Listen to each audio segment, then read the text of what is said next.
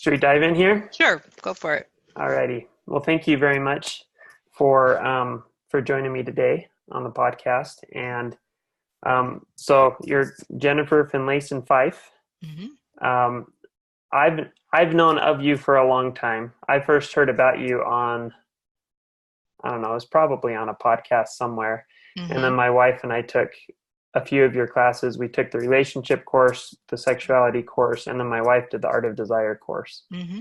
And we really enjoyed it. At the time in our relationship, it was really, really helpful, and we almost even felt to some extent like we were sort of led to find that because it's what we needed just right at the time.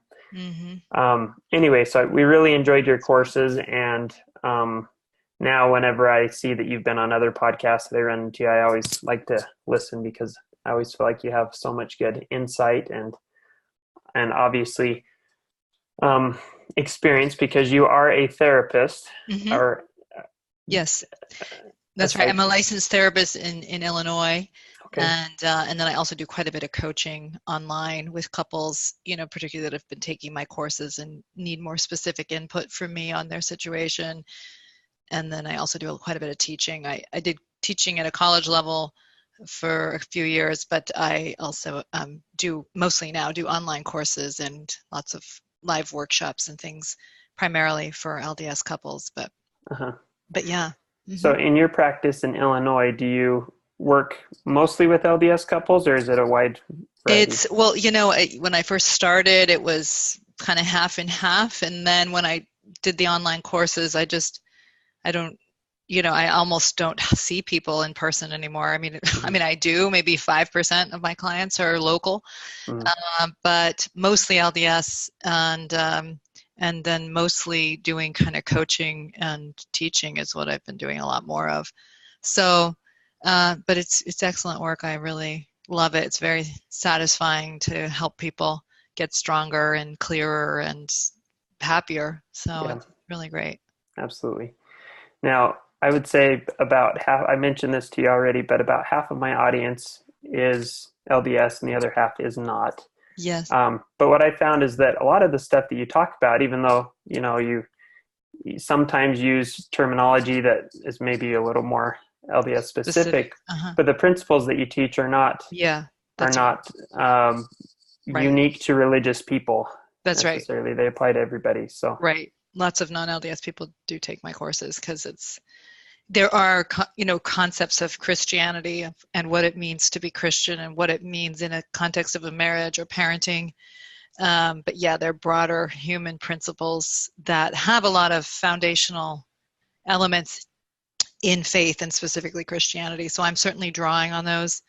But yes, it's really trying to help people have true principles to really understand what they're doing in their lives that's interfering with their happiness and their ability for capacity for intimacy, both emotional and sexual, yeah, and helping people be able to see better what the impediments are so they're more able to address them.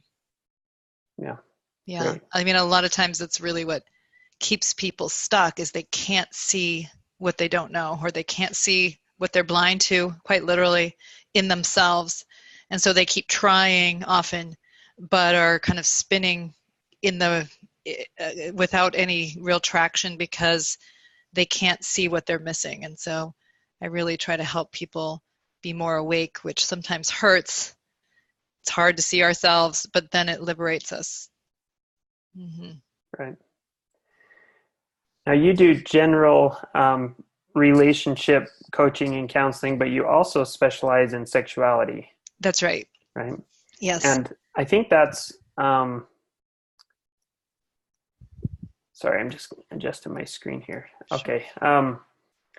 So I think if it's okay, that's a little bit more of what I would like to focus Sure. on today, the questions that I have for you.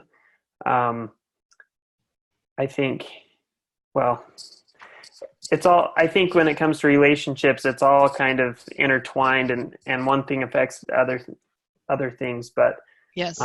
sexuality issues are such a common problem. And particularly in LDS cultures, there aren't too many people tackling Yes. those those challenges. There are more Yes. now, but it seems like when Christians or LDS people specifically are looking to find answers to sexuality problems, they're scared to know where to Yes. go because you don't want to run into the wrong source, Right.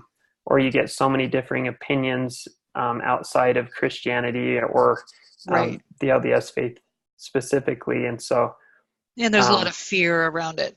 right, I think in general among Christian faiths, there's often an anxiety that sexuality is antithetical to godliness or to being Christ-like. And so there's this sort of, you want to resolve something or figure it out so it can be a good part of your marriage, but and kind of ambivalence or anxiety that maybe the wrong sources will pull you into destructive paths. And certainly that can be true.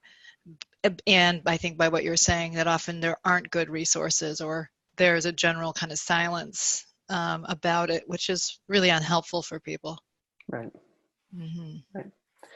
Well, I wrote up I wrote up some questions, so I'm just going to read these straight from Sure. my list here.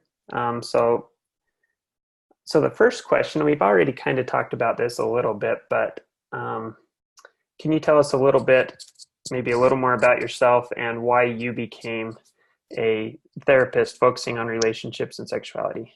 Sure. Well, honestly, I was kind of one of those kids that at a very young age was, I don't know how far back you want me to go, but I was always thinking about relationships and why people do the things they do, and very specifically, why so many people seemed unhappily married.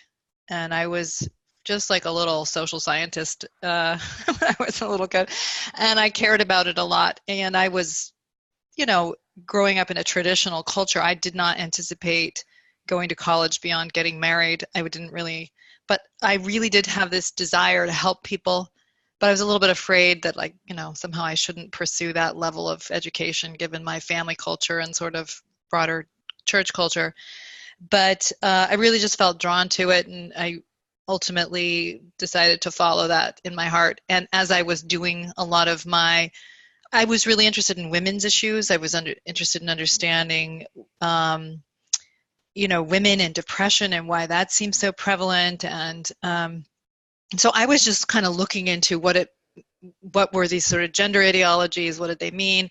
And then when I was in my PhD program, I was asked to teach a human sexuality course to the undergraduates at Boston College, which is a Jesuit school. And so I started teaching those courses, and the men and women that were writing the essays and so on, it just helped me see how much ambivalence there was within Catholic culture, for example, about sexuality, more so among the women than the men. And I was looking for a dissertation topic, and so it made me think maybe I should look at LDS women's experiences. Is there a double standard? Do all the feminist reading I had done as an undergrad and in grad school, do Latter-day Saint women have some of the hypothesized ambivalence and non-agency, meaning this sense of disconnection from their sexuality that many feminist writers would say happens in patriarchy? So that was ultimately what shaped my dissertation research. And then I wrote my dissertation on Mormon women and sexual agency, and looked at whether or not a particular feminist critique was an apt critique, and ultimately how it was and how it was not. So that was my research, which was very interesting. And then I was home with my kids for a number of years, but then when I started to open a practice, I was interviewed and interviewed on my dissertation research, and it kind of went viral in a sense. And, I then people were inviting me to come and present and do things. And so it just kind of blossomed from there. And I should say, this other piece, I always did want to work with marriage relationships. So that was kind of the underlying theme of my PhD work. I was always looking for those kinds of internships and so on. But anyway, so it just led me right into what I really love, which is helping couples be happier and be at peace with their sexuality, and have sexuality be able to be an important part of being in a marital friendship, meaning to have people be more at peace with themselves and more able to express themselves and love through their sexuality. And so that's a lot of what my goals and work have been about. So, yeah. Great.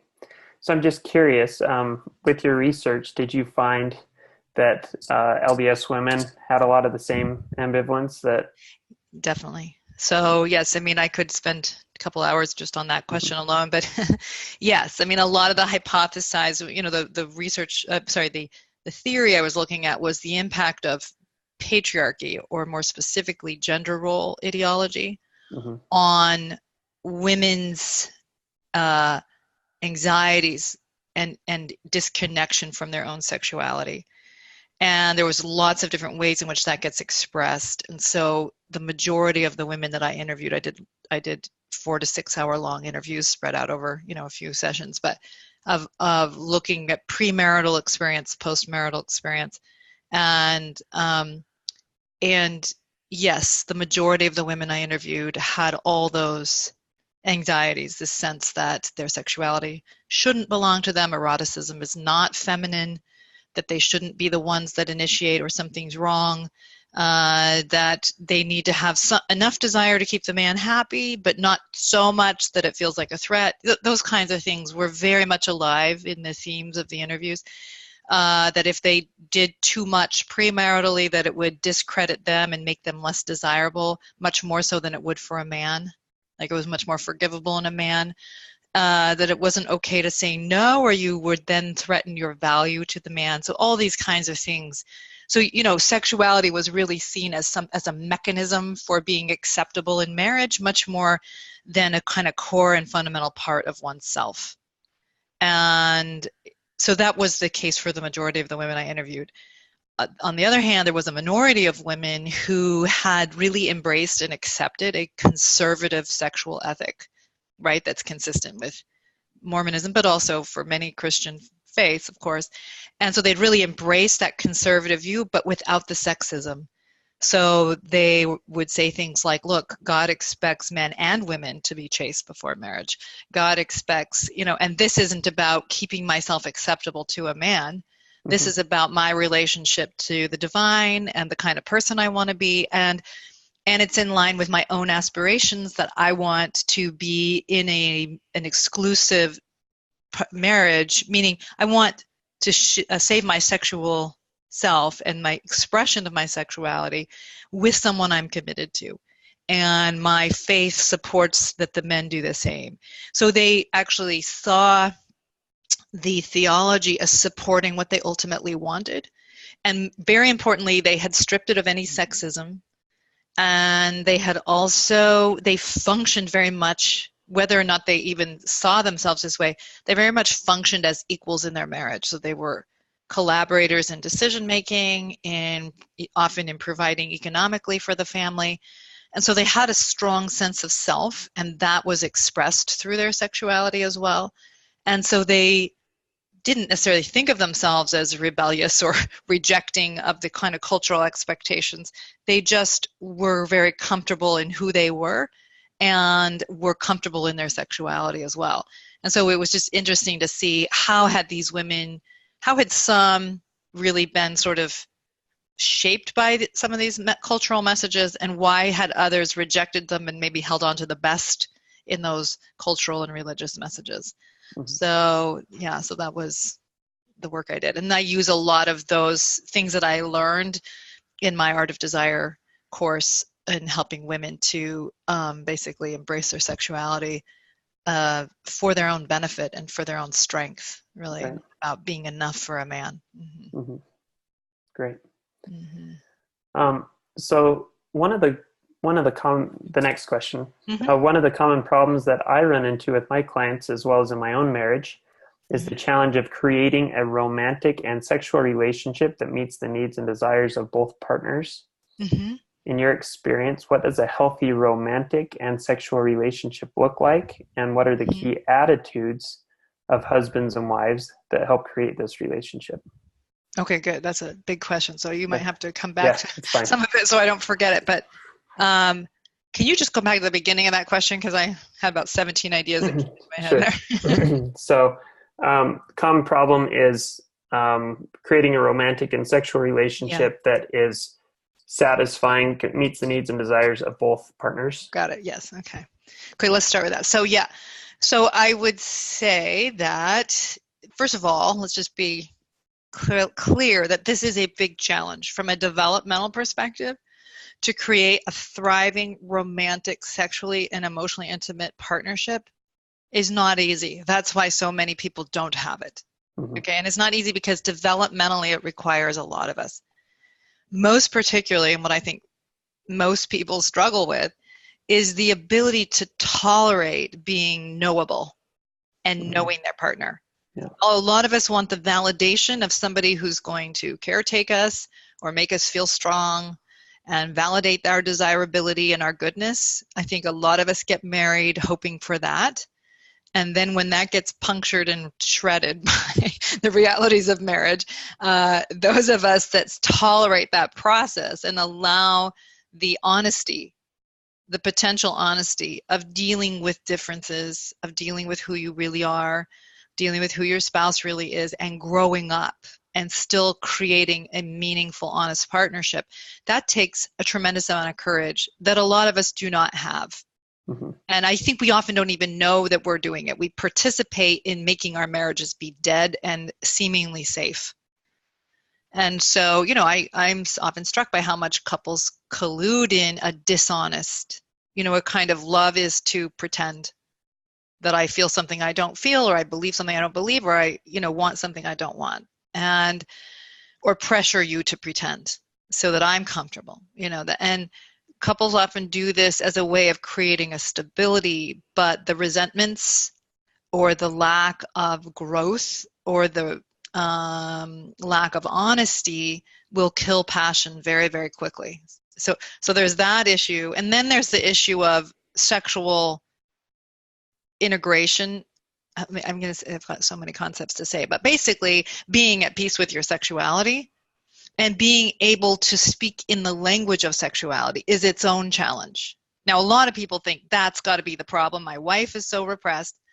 I'm fine. Okay. And that's, just get Dr. Finlayson-Fife to solve her and then we'll be good. So I get a lot of that. Okay.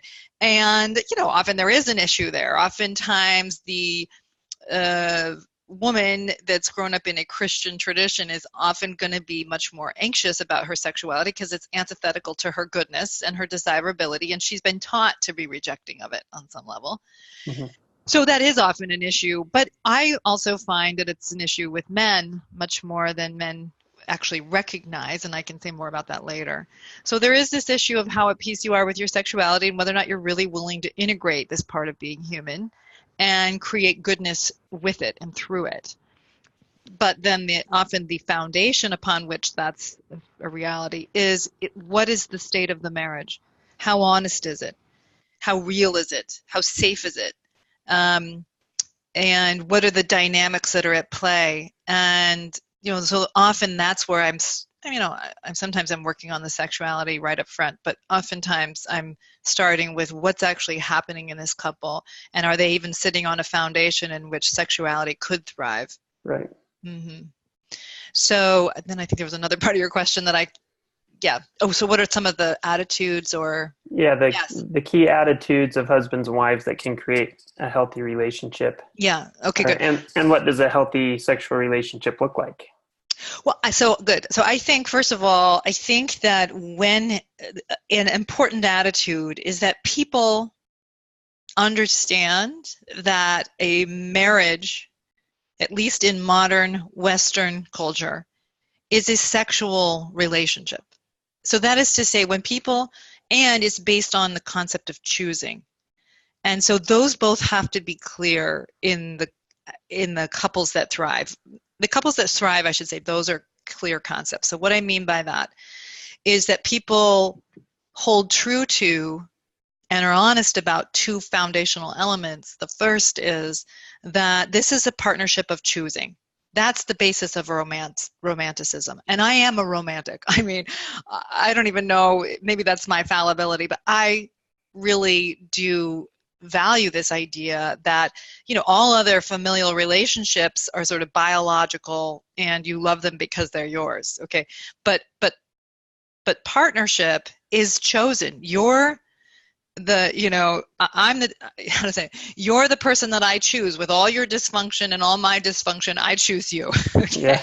You're my first choice. And I choose to bring my best to you. And it's not that I couldn't be attracted to other people or couldn't choose other people, but you're the one I choose. And that's a meaning that we all, I think, like, that out of a crowd, this special person was drawn to me. That's the basis of romanticism and sexual excitement, I think, that this person finds me desirable. That precisely what would be disgusting to many other people to do with me, to her or him, they find it exciting, that I am being welcomed, that I'm being received, accepted. And that's really, we all want that, I think. It's going back to our roots, even as babies, where we were, at least those of us that were born into parents that loved us and embraced us and accepted us, was this sense of, as a baby, you had to do nothing to be fully accepted in all your sensuality. Kissed, squeezed, every roll of fat was adored. You just had to bang your spoon and parents would swoon, okay? And we, as we get older, we lose a lot of that. More is expected of us. There's the social norms, the expectations of what we're supposed to do. But I think we're looking still for this sense of full acceptance, to be loved all the way through. That's at the core of romanticism. And you found this special one who is just intensely interested in you and you with them. And so we want that in marriage. Now, we don't necessarily want to offer it. We want to receive it, right, more than we want to offer it. A lot of us are like, well, I would be attracted if you weren't doing these other 4 stupid things. Okay, but you owe me attraction even when I'm doing stupid things. And so we want it more than we want to give it. But that's really at the core of a thriving relationship, is I choose you. And I think in marriage you choose, first of all, I'm not here to say that you always must choose the person you chose. Sometimes it becomes poor judgment to continue to choose someone, or you need to unchoose for some reason. But I think in a marriage where you're saying, I really do choose you, I'm not going anywhere, a lot of us try to be in it without doing that work of choosing. But what I think that is, I want to be married. I don't want a divorce, but I don't want to be married, right? A lot of us do that and are blind to the fact that we're doing that to our spouse. I want you to want me sexually. I don't want to invest and want you. So a lot of people do that. But if you're really going to choose, what it means is not that you just put up with anything, but that you say, I'm bringing my best to this partnership. I'm willing to confront things in myself. I'm willing to confront things that are between us, that are interfering with both of us thriving. I'm willing to talk honestly to you about things that are interfering, not with the point of being superior to you or making you feel bad, but with the end of really creating something more sustainable. That's what it is to choose somebody. You're invested in creating something good for both of you. And when people know this person is invested, even though they bring up hard things or they don't, always, buy into everything I'm trying to sell as a legitimate idea, that really creates the basis of thoughtful romanticism. When we first fall in love, it's not so thoughtful. It's just like biologically driven, dopamine's flooding the brain. You're just like, oh, this person's amazing. When it's mature love, it's knowing love. It's love based in knowledge, and you understand and you see. But that's the best kind, is this person knows me, all my flaws, my limitations, and they still are mad about me. They still choose me. That is deeply, deeply gratifying. Those are the happiest people, actually. Yeah. But it takes some courage to create that, because you have to be willing to deal with yourself. People that won't self-confront will never be happily partnered. It's just the deal. And so that's one of the attitudes. You have to be willing to look at yourself. So anyway, I feel like there's, I'm like saying so much, I feel like I've kind of lost the question. But I think another important attitude, I should just say, is that that my sexuality, it matters. You can't really create a thriving partnership if you don't want to deal with your sexuality. And a lot of people don't want to deal with it. Right. and what they're creating with it. And a lot of us are creating destructive patterns, whether it's through our indulgence sexually or our repression sexually. They're both problematic in marriage. And we tend to want to think repression somehow more virtuous than indulgence. But I think if you're in a marriage and you're not dealing with what you do with your sexuality, it's destructive. So I think that's an important attitude, that I'm actually creating goodness in this partnership through my sexuality, not through just accommodating the other person, right? But by creating something that we both enjoy, that we find a way for us to both thrive. That's what it requires. Mm-hmm. And when you're both willing to collaborate, you can work across differences without a lot of pain and difficulty, when you really are willing to look at yourselves and create something mutual. But a lot of times we're partnered with people that don't want to do that, or we ourselves don't want to do that. Mm-hmm. Great. This is going to be one of those podcasts where I'm going to have to go back and listen about 10 times to get all of the good stuff that's in there. Yeah. So you teach both a couples sexuality course and the women's art of desire course. And the stigma is that men are usually the higher desire partner in a sexual relationship. And while that may be true in many cases, it's definitely not universally true. Mm-hmm. So in your couples sexuality course, you say, and I'm kind of paraphrasing this, that women may have a greater capacity than men for sexual pleasure. Mm-hmm. Yes.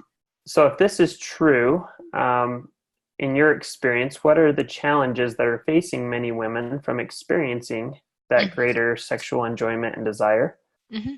And what can, well, maybe that first, and then what can husbands do to support their wives to allow them to enjoy that part of their sexuality? Okay, so I think what I would say is, first of all, I'll go on a limb and just say, generally speaking, women just simply do have more sexual capacity, but women are pickier about where they bring their sexuality. So from just a psychobiological perspective, women have a lot more to lose, in a sense. It's a lot more vulnerable to be sexual, to open up your body to another person. You can get pregnant, get a disease, and so women, I think the right way to say it are kind of erotic, emotive, sensual creatures. I mean, if I'm going to just stereotype us for a moment, the way women are put together, generally speaking, are more sensitive to feeling. There's sort of lots of stereotypes around this sort of earthy, emotive creature that is female, okay? And that's a lovely part of being female. So women, and the research shows this, are much more, their bodies will actually become aroused by a much broader range of stimuli than men, right? Men will be like, this is what I like, and then when they see that thing, their body responds, but sort of what they don't like, their body doesn't respond. Women, our bodies are responding to all kinds of things, even things that they would not like at all, okay? And the researchers was like, is that just because women are so repressed because their bodies are becoming aroused, but they aren't saying they want something? And I think that speaks right to this. Okay, I may be in response to a lot of the stimuli around me, but that's very different than I choose to be sexual. Mm-hmm. So when things are and again, I'm speaking in stereotypes, and this is not always the case because it can be the opposite for men and women, but I think for many women, they may like sex, and they putting aside the kind of cultural repressions or where people haven't developed their sexuality, there are many women who like sex, that they want to have good sex, but they don't want the sex that they're having in their marriage. They don't want what's happening there, and so they sort of shut it down and they lose interest. They become a lower desire person, but somewhat artificially. It looks like it's about a lack of capacity, when really it's a lack of interest in the sex that's available to them. And I can speak more of that in a second, but it doesn't get addressed very honestly or dealt with very honestly because of some of the ambivalences women have about their own sexuality, and some of the ambivalences men have, because I think men are socialized into the idea that women's sexuality exists for them on some level and exists to reinforce them.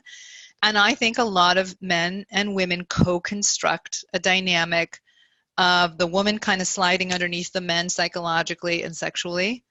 And she looks super low desire because she is, because that's not very fun sexuality. And it reinforces the man's ego and feeling like he's got it all worked out and she doesn't, and he's comfortable with sex and she isn't. But it masks his own ambivalence about really letting, I mean, how does it, well, the man and the woman may both be ambivalent about really letting the depth and capacity actually come forward. And so women are pickier, but the thing is women are slower to become aroused. So if you keep the focus on how men like to have sex, which, let me just be a little bit more fair. I should say how men are able to have sex. Men can become aroused quite quickly, and reach climax relatively quickly. And so if you're doing it on what men can do, women will look defective. Mm-hmm. Okay, and especially if men are anxious because things are not going well sexually between themselves and their partner, they're going to be more prone to premature orgasm. And so if they're having premature orgasm, then it's happening even quicker than they want it to. And it may look like they're at least sexually successful because they were able to reach climax. But the woman looks, by comparison, dead on arrival, like not sexually able. So women are slower to become aroused. And if it's on what men are capable of, women look defective by comparison. But if you are able to do it more on women's timetable, okay, and women become aroused, right? Then when women are really aroused, and again, they can be picky, so they can be harder to get aroused, and I can talk about more of that if you want. But, once women are aroused, they can stay aroused, and they can have multiple orgasms, most women. Right.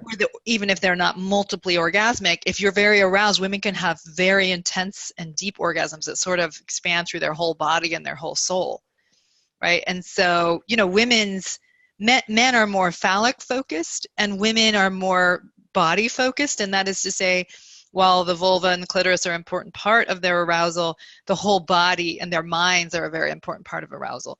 And so I think women's sexual pleasure is more diffused through the body, right, as well. So I think women, when they do open up and do choose and are aroused, can be that a man can see how deep and profound and extensive her capacity for pleasure is, but only if you're a man who's not threatened by that and is willing to invest in what it would require in a partnership and in a marriage, and the woman's willing to invest and let herself be strong and let herself be expressive and let herself be knowable to really know and see that difference. So it hides in plain sight often. Mm-hmm. I've read many studies where kind of men's greatest satisfaction sexually is in providing in pleasure for their spouse. Absolutely. Yes. More so than receiving the pleasure themselves. Yes. And this is a wonderful part of male sexuality. I mean, really, it's profoundly generous and wonderful. And yet I think that it can go two directions. Let me see if I can name all this. I think on the one hand, some women will say, but it's all about him. He's saying, was it good for you? But what he's really asking is, am I good enough? Right?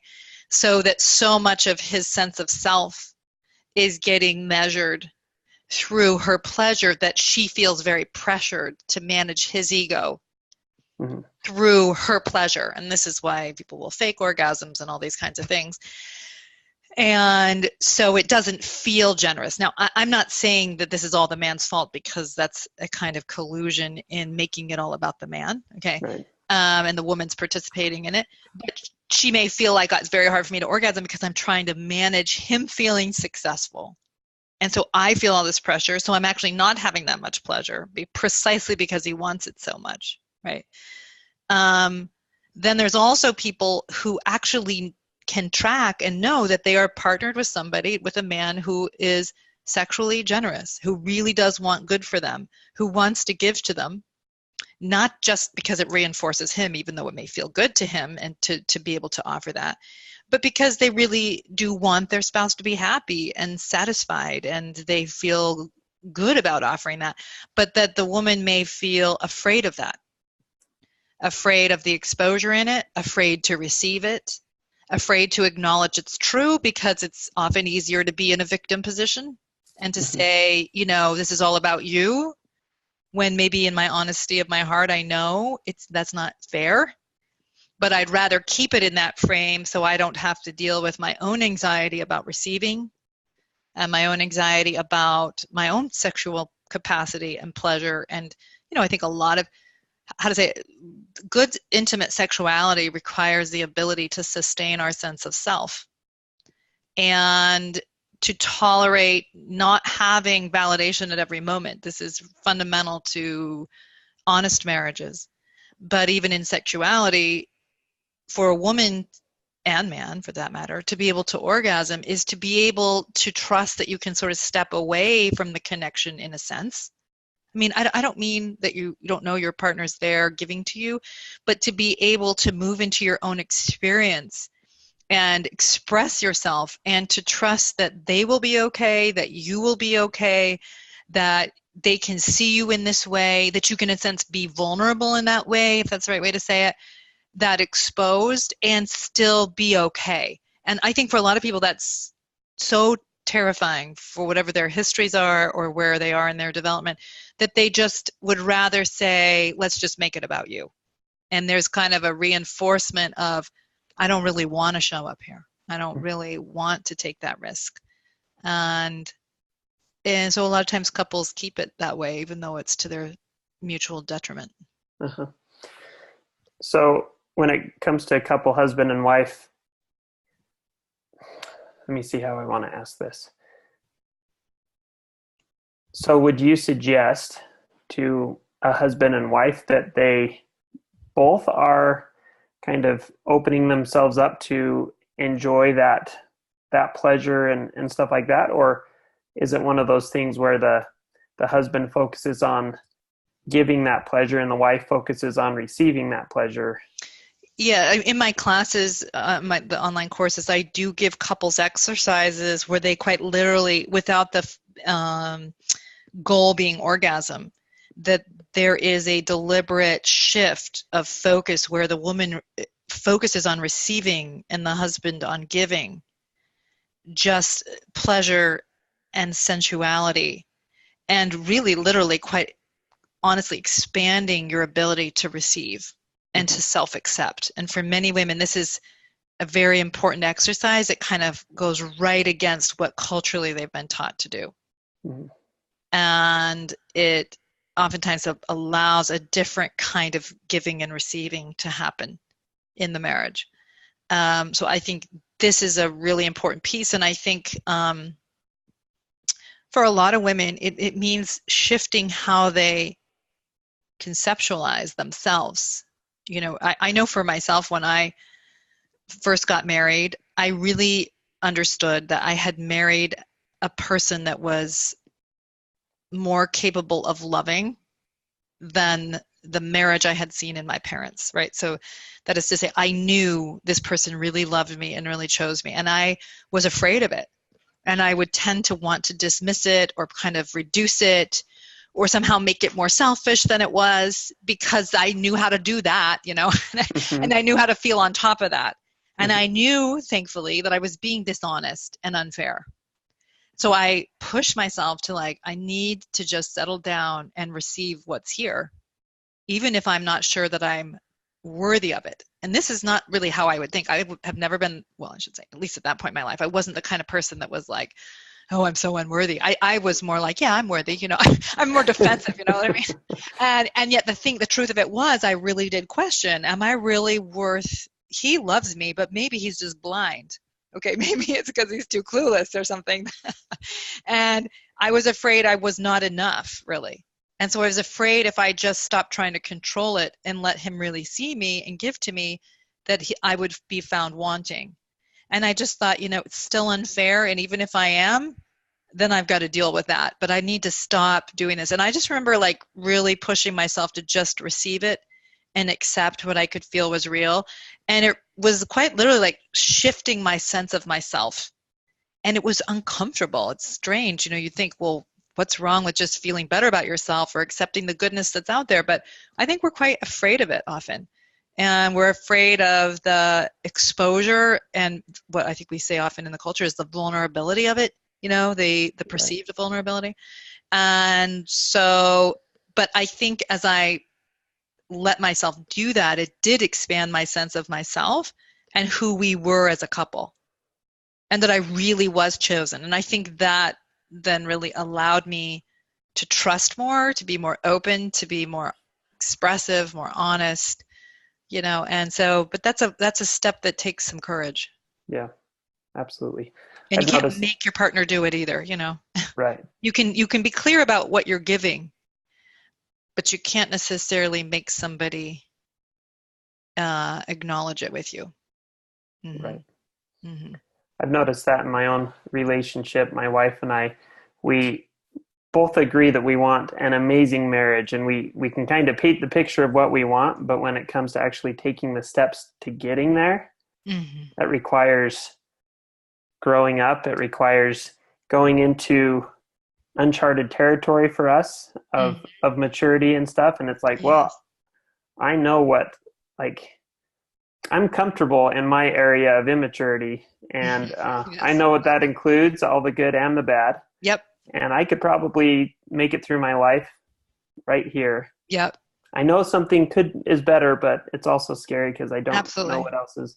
It's always scary, and that's my favorite understanding of faith, is that you can feel there's a higher way.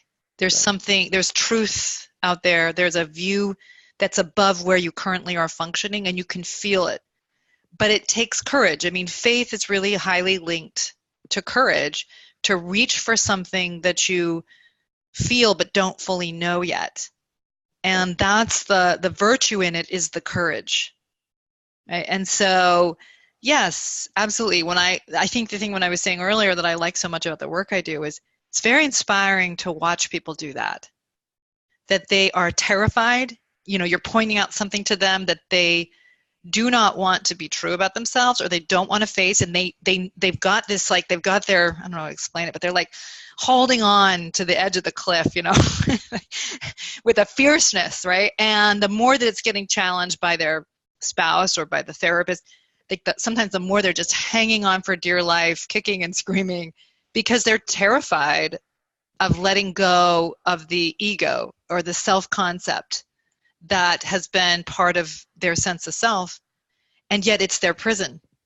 And Right. so when I watch people have the courage to just like peel their knuckles off the edge and allow themselves to let go of a way of thinking about themselves or reality, and let their mind scramble and their body scramble, in a sense, in a new reality that's more true, you see them get reorganized at a higher level of functioning. You see them be more able to love and be loved. And it's really amazing to watch it. But it's that moment of courage, like, that for me is always like where you see the best in humanity, is that willingness to sacrifice your comfort and your soothing self-conceptions for something that is better and scarier and more uncertain, but is ultimately hurting you and your partner if you keep hanging on.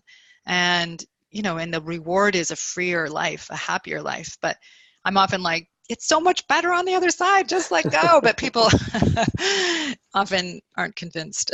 Yeah. Yeah. Yeah. And people are good at keeping their own self-deceptions alive, so Right. sometimes they win in that. Mm-hmm. So we're running Yes. short on time. I know you have a client soon, so Yes. I guess the last question would be, if you can, in the next few minutes, could you give for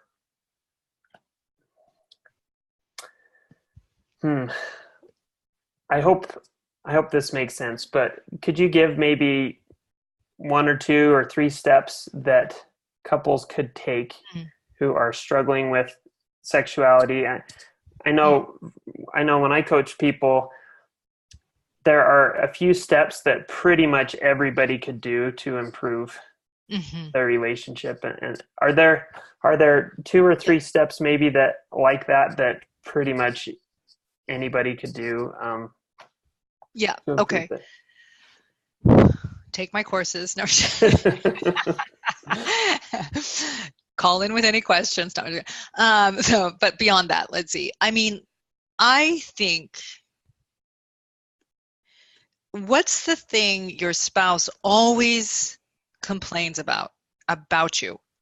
What's the thing they're always pushing on? Okay. And you know it makes them unhappy. You know it undermines their well-being. Okay. Or at least they're saying it does. Uh-huh. And what is it that is true in what they're saying? Now, a lot of times people are complaining about things in part as a way to not deal with their limitations. Do you know what I mean? So they are in part keeping something immature alive in themselves through the complaint. And I'm going to assume for a moment that that's true with your spouse, whoever's listening to this, okay? But what is in fact true about what they're saying? What is it that you know you've got to deal with? You know, is at least true about you. Let's say they think it's true about you 90% of the time, and you're going to acknowledge it's true 10% of the time. Even though they're closer to the truth than you are, go with the 10%. Start there. Where is it true? Where am I being, self-serving? When is it true that I can be selfish at their expense? Or when is it true that I try to sell some idea of my own weakness to not have to take responsibility for my life? Or whatever you know it is. And that should be at least step one. Then maybe that's step 1 and 2, I don't know. But step 1, and then, deal with it. That is to say, what do I need to do to truly deal with this? Stop making it their problem. Because a lot of times we will do this irresponsible step of sort of making it our spouse's problem that they don't like this thing about us, rather than what I'm doing is immature, hurtful, and undermines my partnership. And therefore, if I want a good partnership, I need to deal with it. Stop making it their issue to have to bring up and hit me over the head with a million times a day. If I don't want my spouse to nag, deal with it. So you go deal with it. And then maybe step 3 is or you can do the 2 and 3 can be interchangeable, but you talk honestly to your spouse about what you know you've been doing that's been hurting them. That you're willing to say, look, I know I do this thing to you. I know I act like I can pull one over on you and do this, and I'm sorry, and I am addressing it. Okay, you will then go have better sex. I promise. I mean, this is just talking about the part of the foundation. I mean, we could talk about things you could do around your sexuality and what ambivalences you have, but that would be like, 50 steps down. But anyway, so, but like just starting with, what do I know I need to deal with that I use my spouse to not deal with? And if you stop doing that, you're becoming a more trustworthy person and a more desirable person. Because the people we find desirable in marriage, it has less to do, thankfully, with body shape than it has to do with character and who this person really is in my life. Right. And so, function in a way that is desirable. That's the best antidote to a spouse who doesn't desire you, is you at least know you're functioning in a desirable way and in a respect-worthy way. Yeah, great. Well, thank you. So I've taken your classes, or I've taken a couple of them. My wife has done 3 of them, and we loved them. They were very helpful. I can definitely speak to that. For those that are interested in doing some of your classes and getting some of your help, where can they go, and what resources go to my are website, which is just my name, so Finlayson-Fife.com. And on my website, you'll see just online courses as one of the tabs. There's also a podcast tab where you can just see other podcasts that I've done. But the online courses are there, and I have 4 of how to talk to your kids about sex, a women's sexuality course, and then 2 couples courses, a relationship course and a couples sexuality course. And then I'm also going to be doing one on men's sexuality, probably in the winter is when I'll do it. So I just have to get the dates on the calendar. But yeah, it's all there. And then there's also workshops and things like that. And you don't have to be LDS to benefit from these or participate in the workshops or anything like that. So yeah, that's where you can find me. Yeah. Awesome. Well, thank you so much. Thank you. It was great talking to you, and I wish that we had another hour, because I've got an hour's worth of questions still. Exactly. There's so much to say. Yeah. Okay, good. Thank you so much for having me. Yeah, thank you.